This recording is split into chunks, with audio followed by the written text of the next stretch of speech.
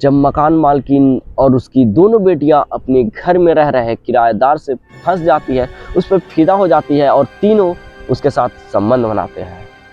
लेकिन वो तीनों का हवस तो मिटा रहा था कि इसी बीच वो किसी और लड़की से शादी कर लेता है और वहाँ रहने चला आता है, जिसके बाद जो मौत का तांडव होता है उसे जानने के बाद आप भी तंग रह जाएंगे, आप भी हैरान रह जाएंगे।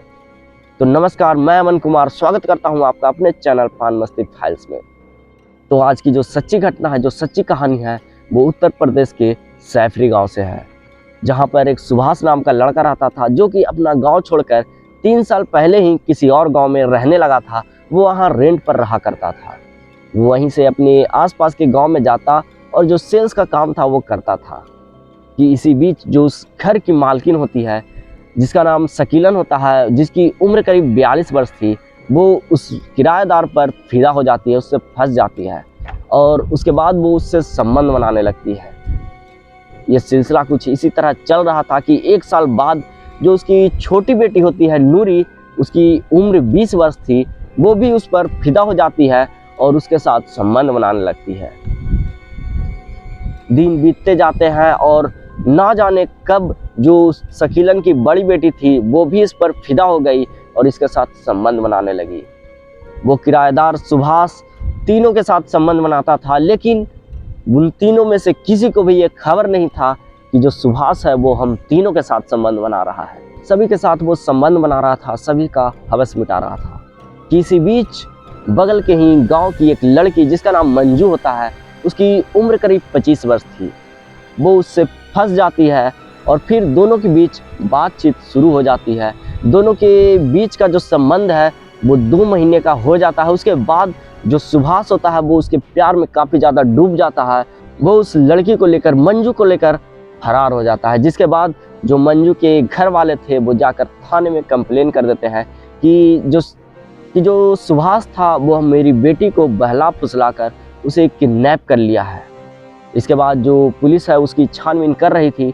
उसके बाद जो सुभाष है वो मंजू को उधर ही घुमाता है, फिराता है और उससे शादी कर लेता है। फिर दिन बीतने के बाद वो शकीलन के घर आता है, जहां वो रेंट पर रहा करता था। वो वहीं मंजू को लेकर आ जाता है, जिसके बाद तीनों टूट जाती है और जो नूरी होती है वो अपनी माँ से बोलती है कि आप सुभाष को घर से निकाल दीजिए, क्योंकि मैं सुभाष से प्यार करती हूँ। मेरा रिलेशनशिप उसके साथ 2 सालों से चल रहा था। जिसे सुनने के बाद जो शकीलन थी वो दंग रह जाती है और बोलती है कि वो मेरे साथ भी 3 साल से संबंध बना रहा है।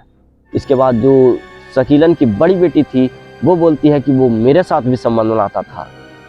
फिर तीनों के बीच खुलासा हो जाता है कि जो सुभाष था वो हम तीनों के साथ संबंध बना रहा था और तीनों में से किसी को पता नहीं चला। इसके बाद करीब 10 से 12 दिन बीत गए। जो सुभाष था वो इन तीनों से दूरी बना लिया था। वो बस अपना काम करता और शाम को जब घर आता तो अपनी बीवी के साथ प्यार करता और सो जाता। इससे जो वो तीनों लड़कियां थी, तीनों महिलाएं थी, वो काफ़ी ज़्यादा गुस्सा हो जाती है और गुस्से में आपस में मिलकर प्लान बनाती है। और प्लान के मुताबिक जब सुभाष अपने काम पर गया हुआ था तो उसके दरवाज़ा खटखटाती है, जिसके बाद जो मंजू होती है वो अंदर से दरवाज़ा खोलती है तो देखती है कि मकान मालकिन है और उसकी दोनों बेटियां हैं। वो सोचती है कि कुछ काम होगा, कुछ बातें करनी होगी, इसलिए वो उन तीनों को अंदर बुलाती है। और जब वो अंदर बुलाती है, अंदर जा ही रही थी कि पीछे से जो शकीलन होती है वो कैंची निकालती है और उसके सीने पर हमला कर देती है। जिसके बाद जो मंजू होती है वो भागने लगती है, तो जो शकीलन की दोनों बेटियाँ थी वो उसको पकड़ती है और ज़मीन पर पटक देती है। उसके बाद शकीलन उस पर चढ़ जाती है और वही कैंची से उस पर ताबड़तोड़ हमले करने लगती है। जिसके बाद वो मंजू वहीं पर तड़प तड़प कर मर जाती है। फिर शकीलन और उनकी दोनों बेटियां जाती है और जो भी खून के छींटे लगे हुए थे उनको छुड़ाती है। वो अपना हाथ पैर धोती है और फिर वो लोग सुभाष का इंतज़ार करने लगे थे।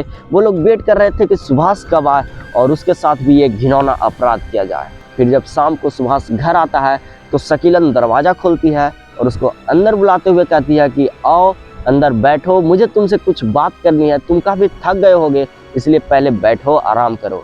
उसके बाद उधर से नूरी एक गिलास में उसके लिए दूध लाती है और उसको दूध पीने के लिए देती है। जैसे ही सुभाष दूध पीता है, दूध पीने के बाद वो नीचे ज़मीन पर गिर जाता है जिसके बाद शकीलन उसका गर्दन दबाती है और तब तक दबाए रखती है जब तक वो तड़प तड़प कर मर नहीं जाता।